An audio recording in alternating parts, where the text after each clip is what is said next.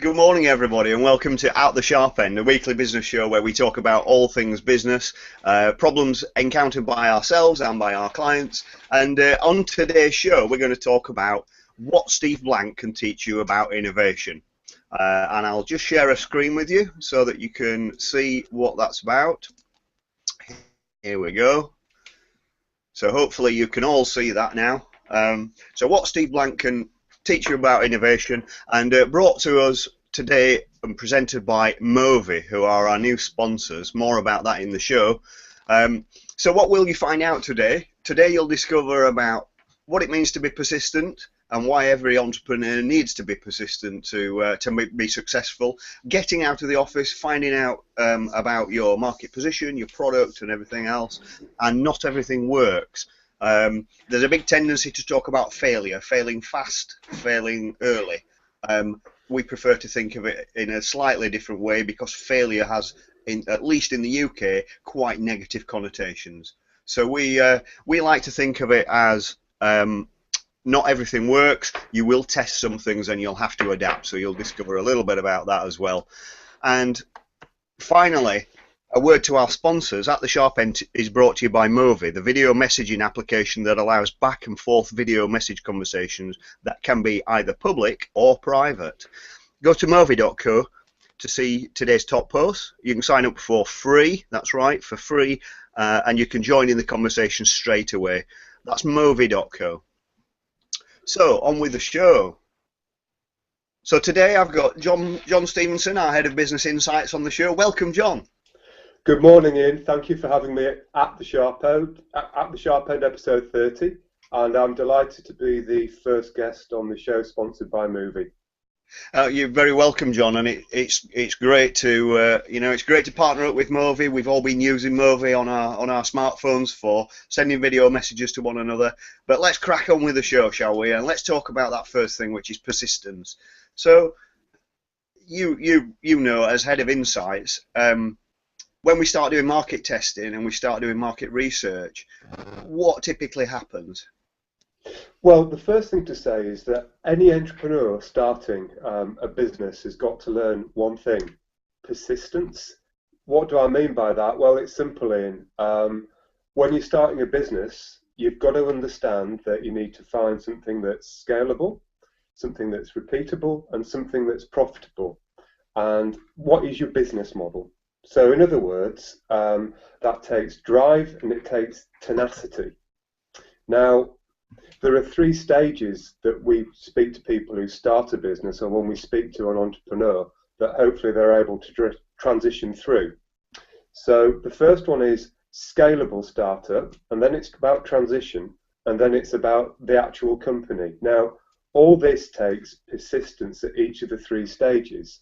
So when we first speak to people and we engage with them, that might be something as simple as between scale up and transition, step 1 and 2, you're looking there for the magic 3 words: product, market, fit. Secondly, you're looking for the business model that wraps around that. And thirdly, is it repeatable? Because it really does need to be repeatable. So that's product, market, fit, business model, and repeatable sales model to get you going. Absolutely. So let's just dig into that a little bit. So when we're talking about business model, so that's the first stage generally, and we worked with a startup recently with a product idea, and as always, you're asked to pretty much go out and find who's going to take that to market for you, or you're looking for a specific type of deal. Will someone buy my idea? And that's pretty difficult to do, isn't it, Jon?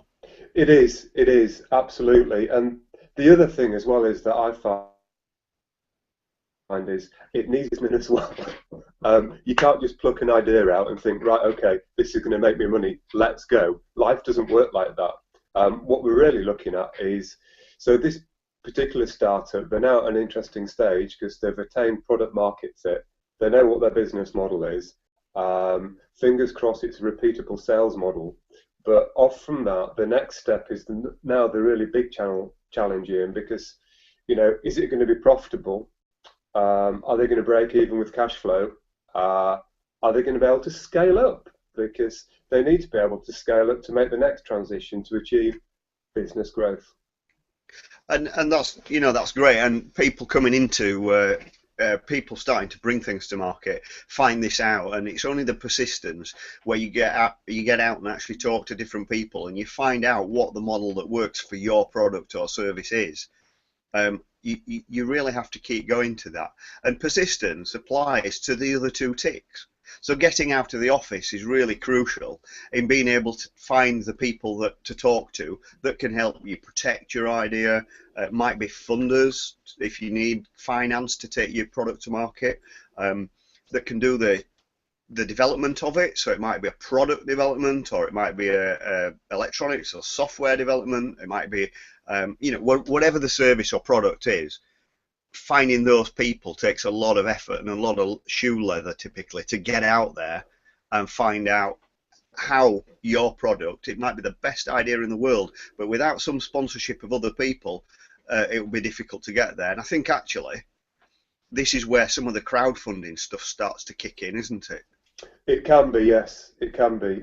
There's another mindset as well, which is really, really important. And think of the bad pop group, ABBA. Where am I going with this? You're going to talk about Dancing Queen, obviously. Oh, well, naturally, my favourite tune. What I'm saying is always be adapting, and that's so important. So what do I mean by that? Your product market fit, you're simplifying your product, maybe new technology trends, speak to your customers. It's crucial. Because what you think works and what actually works, what's your minimal viable product, what's your minimal functional set, what works for a web user, if it's a web-orientated business, is going to be different from what's up here in the business founder's head or the entrepreneur starting the business. Well, and it's really interesting, isn't it? Because you talk about that, and there's a lot of talk in the lean startup. Sorry about the earthquake there, that was me. There's a lot of talk in the lean startup camps about pivoting. Yeah. And pivoting is related to going out and talking to the market and then changing your ideas and being adaptable. Unfortunately, like failure, it gets misinterpreted. So you only pivot if the market majority is really saying, well, you've kind of got the right thing, but it needs to be over here. If you just do this, it'll sell a bunch. And if you take every single conversation, so every single comment, and you go, I'm going to pivot because that guy told me this, I'm going to pivot because she said that, then really you're making your journey very, very difficult. You need to aggregate that information. You do need to get out and talk to people, but you have to aggregate that information, use some intelligence about it until you've got enough data that says, actually, you're heading here, you really ought to head just over here, and you can increase your chances of success. And that's where the market insight stuff comes in again, isn't it, John? It is, yeah. Aggregate that data and be smart about it. Yeah, so on to the second tick, which is not everything works. Well, it doesn't. But it's so important to get out of the building and become part of the customer development process. So effectively, Steve Blank has cobbled together a wonderful book, the Startup Business Manual, which will pop in the show notes, which is super. But that gives you a structured methodology to walk through, which is a 4-step process. I've just put 2 fingers up there. There we go. That's 4 steps. Awesome. Anyway, customer discovery, customer validation. That's about finding a repeatable, scalable business model. Steps 1 and 2. Steps 3 and 4. Customer creation and company building. That's about executing your business model. So what we're saying is in steps 1 and 2 is customer discovery. That's the business founder or the entrepreneur. You've got this wonderful idea for a business, but ultimately, this is what we keep preaching to people. It's a bunch of hypotheses. Get out there, speak to your customers, understand. Well, there's a key word there, John, isn't there? So when it's hypotheses like that, it's very much akin to the scientific method where you build a hypothesis, and then the real validation of it is to test it. Yeah, so getting out of the office Yeah, It's about testing it. testing the assumptions, and hopefully turning your assumptions into facts. Um, then the latter two bits are about customer creation and customer building. Customer creation is all about end user demand, or making sure it's scalable, and customer building is about the journey and the startup and the business getting traction in the marketplace. But you can't do any of this if you don't speak to customers, because you No, can't absolutely right. validate anything. Absolutely right. And you've got to be prepared for a lot of pushback. So whether you're going out to raise finance, or whether you're going out to find a route to market, or whether you're going out to test the market to see what your product should look like, not everything works, right? So you've got to test a lot. You've got to Yeah, find these things out and then aggregate your data and figure out where your business is going. I think Be flexible is I, the yeah, I agree. I agree. I think it distills to three simple questions. I'll get my fingers right. three. Okay, who is the customer? Number one. What is their problem? And what are the possible solutions that you're trying to help fix with the product or with the service that you're putting forward? Speak to your customers. They'll help shape your hypotheses and turn them into facts.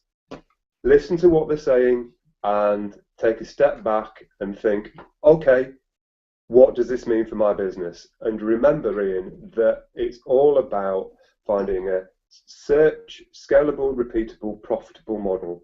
That's Absolutely right, John. the key thing in all of this. Oops. So the great thing there is those three takeaways tie in really tightly together. So the persistence, getting out of the office, and not everything works, or fail fast, fail early, as people seem to like to call it. But not everything works.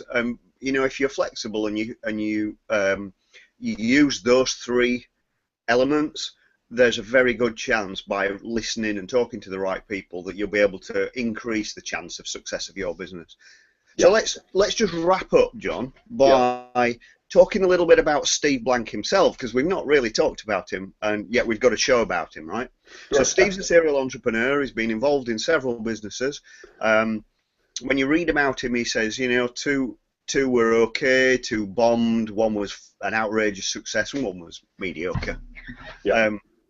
He's got a couple of books out. John's referred to one already, which is the Startup Manual, which was really the inspiration for the lean startup movement, which is also a big thing in the US. And the other book was The 4 Steps to the Epiphany. And Epiphany was one of Steve's companies, right? So it's the one that was the outrageous success.